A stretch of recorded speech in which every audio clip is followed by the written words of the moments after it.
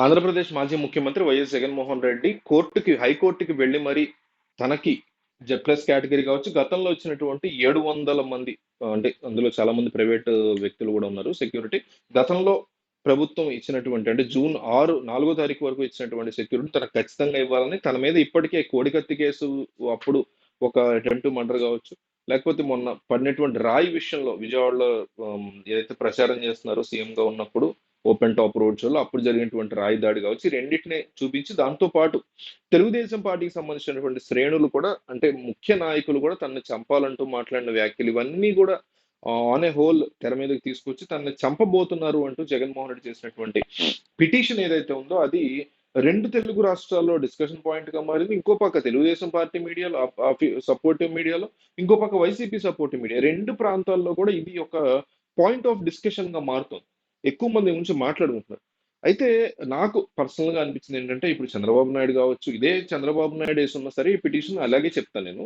ఎందుకంటే మన రాజకీయాల్లో దేశవ్యాప్తంగా చూసుకుంటే మోడీని రాహుల్ గాంధీ, రాహుల్ గాంధీని మోడీ, కేసీఆర్ రేవంత్, రేవంత్ కేసీఆర్, చంద్రబాబు జగన్, జగన్ చంద్రబాబు, పవన్ కళ్యాణ్, ఇట్లాగా చంపేసుకునేంత ఏమీ లేదని నా ఉద్దేశం. అంటే వరస్ట్ రాజకీయాలు చేస్తారు ఇద్దరు, చంద్రబాబు అయినా, జగన్ అయినా, మోడీ అయినా, రాహుల్ అయినా, రేవంత్ అయినా, కేసీఆర్ అయినా, పవన్ కళ్యాణ్ అయినా అత్యంత నీచమైన రాజకీయాలు చేసే సందర్భాలు అనేకం మనం చూస్తూ ఉంటాం. కానీ మనిషిని మనిషి వెళ్ళి ఖచ్చితంగా చంపేసుకోవాలి అనేంత రాజకీయం చేస్తారు అనైతే నేనైతే పర్సనల్ లెవెల్లో ఎక్కడ కూడా అనుకోవట్లే.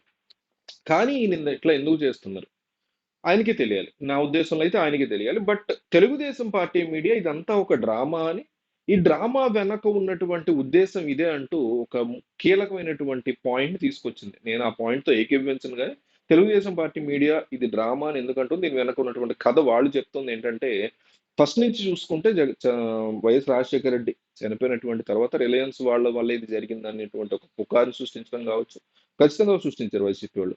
ఆ సృష్టించిన తర్వాత అదే రకమైనటువంటి సింపతితో, తండ్రి చనిపోయాడు అనేటువంటి సింపతితో ఓదార్పు యాత్ర కావచ్చు, ప్రజల్లోకి వెళ్ళటం కావచ్చు, గెలవటం కావచ్చు, గెలిచేటువంటి క్రమంలో వైఎస్ వివేకానంద రెడ్డి మర్డర్ కానీ, ఆ తర్వాత జరిగినటువంటి ఈయన మీద కోడికత్తి, ఇది ఖచ్చితంగా అటెంప్ట్ మర్డరే. అది చేయించుకున్నారా, చేశారా నిజంగా అతను అనేది మనకు తెలియదు, కానీ ఖచ్చితంగా అది అటెంప్ట్ మర్డర్, ప్లాన్డా, రియల్ గా జరిగింది అనేది ఒక్కటే తెలియదు. But definitely attempt murder. So దానివల్ల కొంత డెఫినెట్లీ సింపతి వస్తుంది, ఎవరి మీద జరిగినా వస్తుంది. ఇప్పుడు ఆమ్, అప్పట్లో అదేంటి అలిపిరి ఘటనలో చంద్రబాబు మీద కూడా సింపతి డెఫినెట్లీ వచ్చింది, బట్ గెలుపు రాల.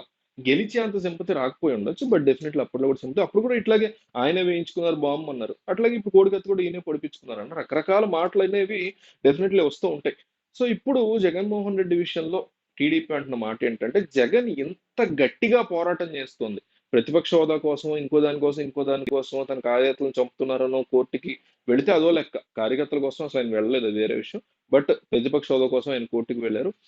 బట్ పనిగట్టుకుని మరి తనకి సెక్యూరిటీ ఇవ్వండి అని కోర్టుకి ఎక్కి మరి రిజెక్ట్ చేయించుకుంటే గనక రేపు పొద్దున ప్రజల్లోకి వెళ్ళినప్పుడు మళ్ళీ 2029లో ఆయన సింపతి కార్డే వాడుతున్నారు. ఈ రోజు నుంచి మొదలు నాకు సెక్యూరిటీ ఇవ్వలేదు, నాకు ప్రతిపక్ష హోదా ఇవ్వలేదు, లేకపోతే నాకు ఇంకొకటి ఇవ్వలేదు అనేటువంటి సింపతి కార్డుని ఆయన వాడబోతున్నారు అనేసి తెలుగుదేశం పార్టీ మీడియా చాలా స్ట్రాంగ్ గా చెప్తుంది. అట్లా గోయింగ్ ఫార్వర్డ్ రాను రాను ఎలక్షన్కి వెళ్ళే టైంకి ఇంకొక సంఘటన ఏదైనా జరిగితే గనక ఆయన పట్ల, ఆయన మీద, దాన్ని డెఫినెట్లీ ఇలాంటి అంశమే కోర్టుకి ఎక్కినా కూడా మాకేమీ దక్కలేదు, కోర్టును కూడా చంద్రబాబు మేనేజ్ చేశారు, ఇదిగోండి నా మీద ఈ రకమైనటువంటి దాడి జరిగింది, నేను గెలవబోతున్నానని నన్ను చంపడానికి చూశారు అనేటువంటి ఒక కొత్త డ్రామాని జగన్మోహన్ రెడ్డి తెర మీదకి తీసుకురాబోతున్నారు అంటూ తెలుగుదేశం పార్టీ మీడియా భారీ ఎత్తున ఈ అంశాన్ని వైరల్ చేస్తుంది. ఎందుకంటే ఓ పక్క వైసీపీ మీడియా అసలు సెక్యూరిటీ ఇవ్వట్లేదు అని వాళ్ళంతా దీన్ని అంశం హైలైట్ చేస్తున్నారు, వీళ్ళు ఇదే లెవెల్లో ఇది ఒక డ్రామా అంటూ కూడా వాళ్ళు వీళ్ళు చెప్తున్నారు. సో మీకేమనిపిస్తుంది? డ్రామా అయితే డ్రామా అని, రియల్ అయితే రియల్ అని జెన్యూన్ గా కామెంట్ చేయండి. మీరు ఏ పార్టీకైనా సపోర్ట్ చేసుకోండి, ఎవరికైనా భజన చేసుకోండి, కానీ ఈ అంశంలో మాత్రం జగన్ ఆడుతోంది డ్రామానా, లేక నిజంగానే ఆయన పోరాటం చేస్తున్నారా ఆయన సెక్యూరిటీ కోసం? ఒకే ఒక్క కామెంట్, డ్రామా లేదా రియల్ అని మీరు కింద రాయండి.